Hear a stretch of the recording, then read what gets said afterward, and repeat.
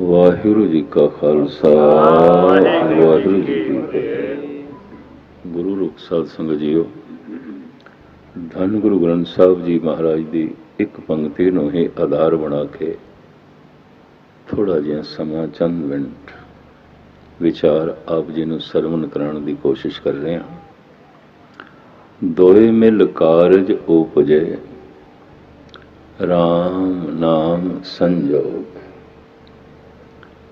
ऐसा गुरबाणी कह रही है, किसी भी कारज की सिद्धि दोहां दे मिलाप तो है, दोहां दे संजोग तो है। उंज नहीं, संजोग का मतलब ही है दोहां का जोड़, ते दोहां दे जोड़ तो ही कारज की सिद्धि है। इहदे उत्ते उदाहरण प्रमाण चाहिए ने, तो मैं पहले धन गुरु नानक देव जी महाराज का पावन शब्द आप जी के सामने रखा। साहिब कहते ने, बिन बाजे कैसे नृतकारी, बिन कंठे कैसे गावनहारी।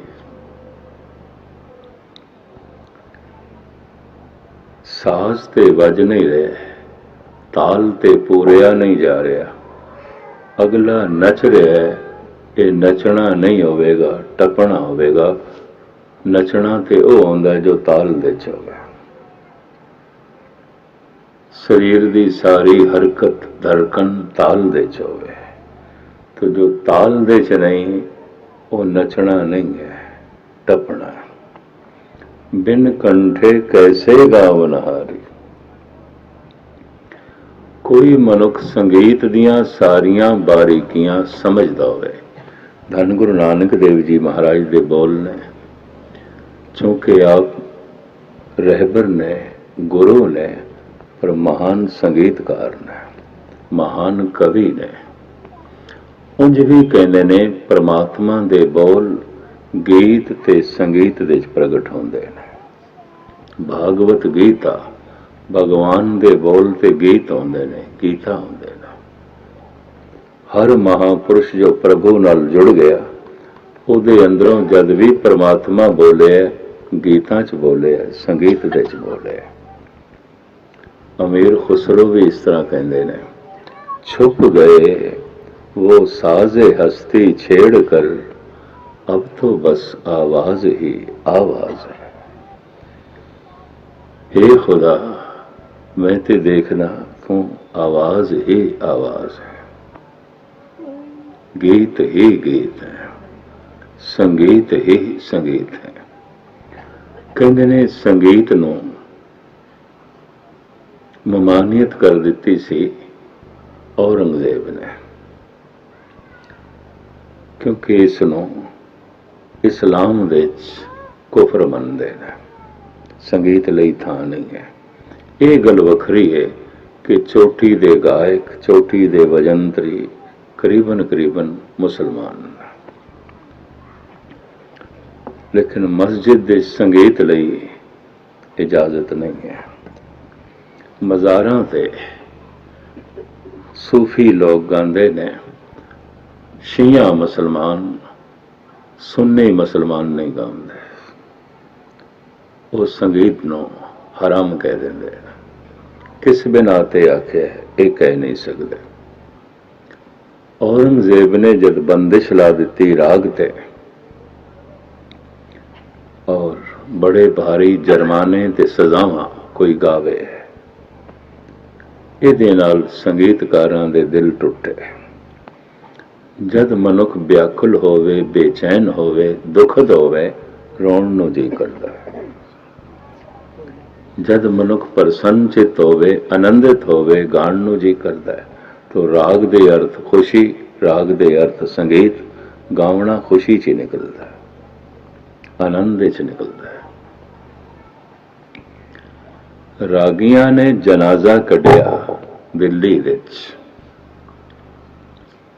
उस समय कढ़िया जब उन्होंने इस चीज़ की खबर सी कि शाम नूं फसील दे उत्ते औरंगजेब टहलदा है। उस वक्त जनाजा कढ़िया, बड़ी भीड़। टहलदा होया औरंगजेब पुछदा है कौन मर गया है? इतना इकट्ठ, सारा दिल्ली इकट्ठा हो गया, ये कौन मर गया है? शहनशाह आलम राग मर गया है, ਉਹਦਾ ਜਨਾਜ਼ਾ ਕੱਢਿਆ, ਜਮਨਾ ਦੇ ਕਿਨਾਰੇ ਦਫਨ ਕਰਨ ਵਾਸਤੇ ਲੈ ਜਾ ਰਹੇ ਹਾਂ। ਉੱਪਰੋਂ ਹੱਸਦਾ ਹੋਇਆ ਔਰੰਗਜ਼ੇਬ ਬੋਲਿਆ, ਇਸ ਕਮਬਖਤ ਨੂੰ ਇਤਨਾ ਗਹਿਰਾ ਦਫਨ ਕਰਨਾ ਫਿਰ ਨਾ ਨਿਕਲ ਆਵੇ। ਮਾੜੀ ਮੋਟੀ ਜਿਹੜੀ ਉਮੀਦ ਸੀ ਸੰਗੀਤਕਾਰਾਂ ਦੀ, ਉਸ ਤੇ ਵੀ ਪਾਣੀ ਫਿਰ ਗਿਆ। ਇੱਕ ਦਿਨ ਬਗੀਚੇ 'ਚ ਬੈਠਾ ਹੈ, ਸ਼ਾਮਾਂ ਦਾ ਵਕਤ, ਭਾਵੇਂ ਅਜੇ ਧੁੱਪ ਤੇਜ਼ ਹੈ, ਮੌਸਮੇ ਬਹਾਰ, ਅੰਬ ਦਾ ਦਰਖਤ ਹੈ, ਉਹਨੂੰ ਬੂਰ ਆਈ ਹੋਈ ਹੈ, ਅੰਬੀਆਂ ਛੋਟੀਆਂ ਛੋਟੀਆਂ ਆਈਆਂ ਹਨ, ਥੱਲੇ ਬੈਠਾ ਹੈ। ਇਹਦੀ ਚਹੇਤੀ ਲੜਕੀ ਜ਼ੇਬੁਲ ਨਸਾ ਵੀ ਬੈਠੀ ਹੈ। ਕਦੀ ਕਦੀ ਕਲਰੀ ਧਰਤੀ ਦੇ 'ਚ ਵੀ ਕਮਲ ਦੇ ਫੁੱਲ ਪੈਦਾ ਹੋ ਜਾਂਦੇ। घर हरनाकश दैंत दे कवल कर भगत प्रहलाद, कलरी धरती हरनाकश ते पैदा हो गया प्रहलाद, कमल दा फुल। करली धरती है औरंगजेब, पर कमल दा फुल पैदा हो गया ज़ेबुल नसा। कदी कदी इस तरह का अपवाद हो जाता है। अंब दे उत्ते बैठी सी कोयल। कोयल कू कू करन लगे अपने आप नूं छुपा लैंदी है। करीबन करीबन एक गांदे होया दिखाई नहीं देंदी। कू कू कर रही सी। थल्ले बैठा है औरंगजेब। कोयल नूं मुखातब करदे होया ज़ेबुल नसा कहंदी है, दम दर गलू ए फरदे कुश ए अंदली बेनादा, नाजुक मिजाज शाहां ताबे सुखन्नादार। बादशाहां दा मिजाज बड़ा नाजुक होंदा है, बड़ा नाजुक होंदा है। ए कोयल चुप कर जा, नहीं ते मेरे अब्बा ने तेरा गावना भी बंद कर देना। चौंकिया है औरंगजेब। ज़ेबुल नसा कहंदी, अब्बा हजूर, पवन दी शां शां दे संगीत है, बदलां दी गर्जन दे संगीत है, पानी दे टकराव पत्थरां नाल टकरा के जो कल कल दी आवाज है संगीत है, पंछियां दी चहचहाड़ दे संगीत है। अब्बा हजूर जे सच पुछना चाहे खुदा भी संगीत है, राग है, खुशी है। इसे करके ते उस तो राग प्रगट होंदे ने। और आप दी ग्याथली अर्ज करना जिन्हों असीं शास्त्रीय संगीत कहते हैं, ये ब्रह्मंड दे विच मौजूद होंदा इस तरह का राग जो सुर का ज्ञान रखते हैं, उन्हों की पकड़ विच आ जाता है, पकड़ विच आ जाता है। दसम ग्रंथ विच इसका बड़ा भारी जिक्र है, खैर इस पासे ना जावां। धन गुरु नानक देव जी महाराज कहते हैं, कोई मनुख संगीत दियां सारियां बारीकियां समझदा होवे, सब कुछ पता होवे, पर राग नूं प्रगट करने वास्ते उहदे कोल कंठ नहीं है, कंठ नहीं। किते दोए मिल कारज उपजै। राग दा ज्ञान ते है, कंठ नहीं है। राग नूं प्रगट कर सके कंठ नहीं है, या कंठ होवे ते राग दी समझ नहीं, सुरताल दा ज्ञान नहीं। इते दो मिल कारज उपजै। झील बिना कैसे बजे रबाब। एक लोहे का छोटा जिहा टुकड़ा हुंदा है जिन्हों रबाब दे उपर जरब दे के वजांदे ने, छोटा जिहा, उन्होंने झील कहते हैं। कितनी ही सुंदर रबाब होवे, पर हाथ दे चो झील नहीं है, नहीं बजेगी। ਇਹ ਸਤਿਗੁਰੂ ਉਦਾਹਰਣ ਦੇਈ ਜਾ ਰਹੇ ਨੇ, ਦੋਏ ਮਿਲ ਕਾਰਜ ਉਪਜੈ। ਭਗਤ ਕਬੀਰ ਜੀ ਨੇ ਇਸ ਦੇ ਉੱਤੇ ਬੜੇ ਲੰਬੇ ਚੌੜੇ ਸ਼ਬਦ ਬਿਆਨ ਕੀਤੇ ਨੇ। ਜੈਸੇ ਬਿਨ ਹਲ ਹਰ ਜਿਵੇਂ ਨਹੀਂ ਬੋਈ ਹੈ। ਬੰਦੇ ਕੋਲ ਬੜੀ ਵਧੀਆ ਜ਼ਮੀਨ ਹੈ, ਪਰ ਬੀਜ ਨਹੀਂ ਹੈ, ਹਲ ਨਹੀਂ ਹੈ, ਬੀਜਣ ਦੇ ਸਾਧਨ ਨਹੀਂ ਨੇ, ਸਿਰਫ ਜ਼ਮੀਨ ਹੈ। तो ये जमीन किस तरह प्रफुल्लित होगी? बीज ते है पर धरती नहीं है। तो हथेली ते थोड़ी जम सकता है बीज, ये तो सिर्फ कहावत है, फलाने ने सरसों हथेली ते जमा ली। हथेली ते नहीं जमती, जमीन दे जमती है। बीज है, धरती नहीं है। धरती ते है, बीज नहीं है। तो कल्ला बीज फल तक नहीं अपड़ सकता। कल्ली धरती बीज तो बिना प्रफुल्लित नहीं हो सकती। ये तो दो मिल कारज उपजै। फिर कबीर कहते ने,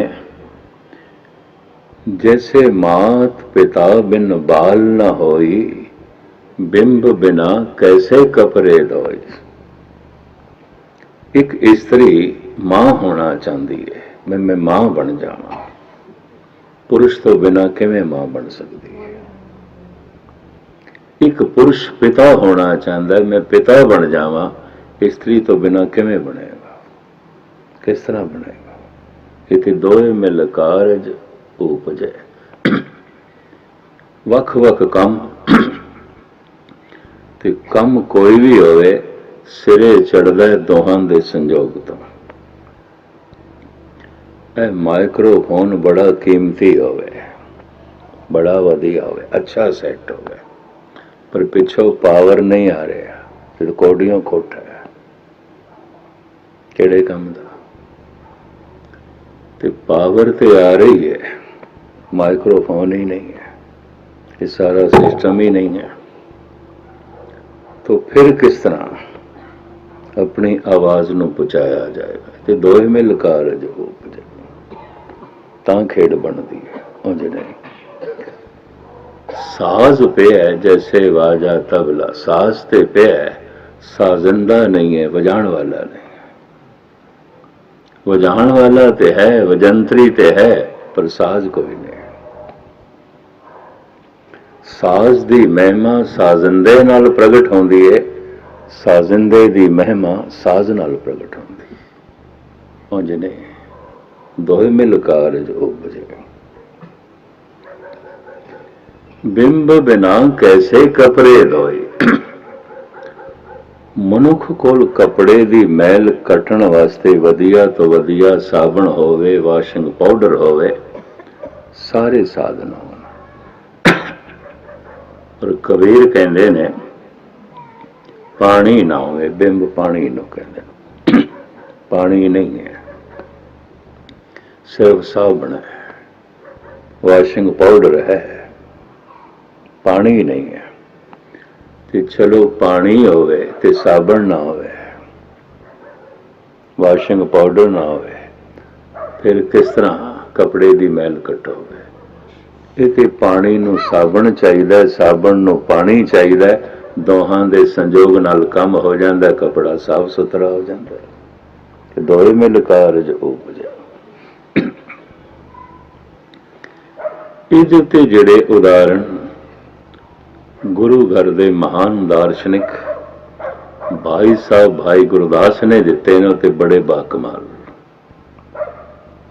ਧਿਆਨ ਨਾਲ ਸੁਣਨਾ ਉਹਨਾਂ ਦਾ ਸਵਈਆ। ਉਹ ਕਹਿੰਦੇ ਨੇ, ਜੈਸੇ ਬਿਨ ਪਵਨ ਕਮਨ ਗੁਣ ਚੰਦਨ ਲੈ, ਬਿਨ ਮੈਲਾਗਰ ਪਵਨ ਕਤ ਵਾਸ ਹੈ। चंदन का दरख्त खड़ा है, पर हवा है ही कोई नहीं। तो चंदन दी महक ਚੰਦਨ ਦੇ ਵਿੱਚ ਰਹਿ ਜਾਏਗੀ। ਪਵਨ ਦੇ ਮੋਢਿਆਂ ਤੇ ਅਸਵਾਰ ਹੋ ਕੇ ਚੰਦਨ ਦੀ ਮਹਿਕ ਦੂਰ ਦਰਾਜ਼ ਤੱਕ ਫੈਲਦੀ ਹੈ, ਸਾਰੇ ਜੰਗਲ ਨੂੰ ਚੰਦਨ ਬਣਾ ਦਿੰਦੀ ਹੈ। ਮਹਾਰਾਜ ਦੇ ਰੁਮਾਲਿਆਂ ਨੂੰ ਤੁਸੀਂ ਸੈਂਟ ਲਾਓ, ਅਤਰ ਲਾਓ, ਪਰ ਹਵਾ ਹੀ ਨਹੀਂ ਹੈ। ਕੋਲ ਬੈਠੇ ਤਾਬਿਆਂ ਤੇ ਬੈਠੇ ਨੂੰ ਵੀ ਸੁਗੰਧ ਨਹੀਂ ਆਉਣੀ।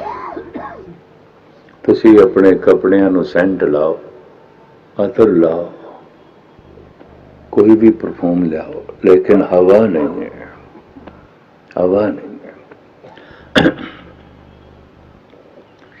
ਨਾ ਤੁਹਾਨੂੰ ਸੁਗੰਧ ਆਣੀ ਹੈ, ਨਾ ਕਿਸੇ ਹੋਰ ਨੂੰ। ਫੁੱਲਾਂ ਨੂੰ ਆਪਣੀ ਮਹਿਕ ਖਿਲੇਰਨ ਵਾਸਤੇ,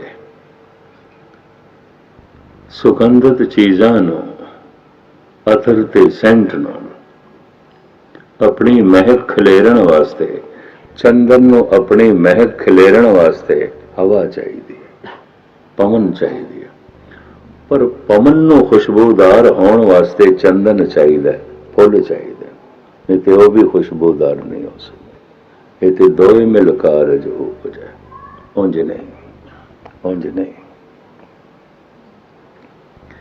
जैसे बिन पवन कवन गुण चंदन ले, बिन मैलागर पवन कत वास है। पवन तो बिना चंदन का की गुण है, कुछ भी नहीं। शेख सादी साहब कहते ने, ऊद गरबू न बाशद हैजम अस्त। ऊद चंदन नु कहते ने अरबी दे विच। अगर चंदन दे खुशबू नहीं तो लकड़ी और की है, उन्होंने चंदन कहने की की लोड़ है। चंदन की महिमा ते खुशबू करके ऊद गरबू ना बाशद हैजम अस्त, वो तो लक्कड़ है, ये काम लक्कड़ है। चंदन की महिमा खुशबू करके, पर ये खुशबू प्रगट होती है पवन करके, दूर दूर तक फैलती है पवन करके। और पवन उदों मुअत्तर होती है, खुशबूदार होती है, जब चंदन नूं छूंदी है। इस तरह दोवें महान बन जाते हैं, चंदन भी ते हवा भी। दूसरा उदाहरण, जैसे बिन बैद औखद गुण गोप होत, बिन औखद बैद रोगे ना ग्रास। सियाणे हकीम वैद तो बिना जड़ी बूटियां दे गुण जड़ी बूटियां च ही रह जाते। जैसे कोई बीमार मनुख किसी तबीब हकीम वैद को चला जाए तो उसकी दुकान दवाइयां नाल ते भरी पई है, पर आप कोई नहीं बैठा, वैद है ही कोई नहीं। जड़ी बूटियां दे गुण, दवाइयां दे गुण वैद करके प्रगट होंदे ने। बेशतर जड़ी बूटियां ज्ञान तो बिना, समझ तो बिना अपने गुण प्रगट करने दे असफल रह जांदियां। बहुत पुरानी गल, एक घटना याद आ गई।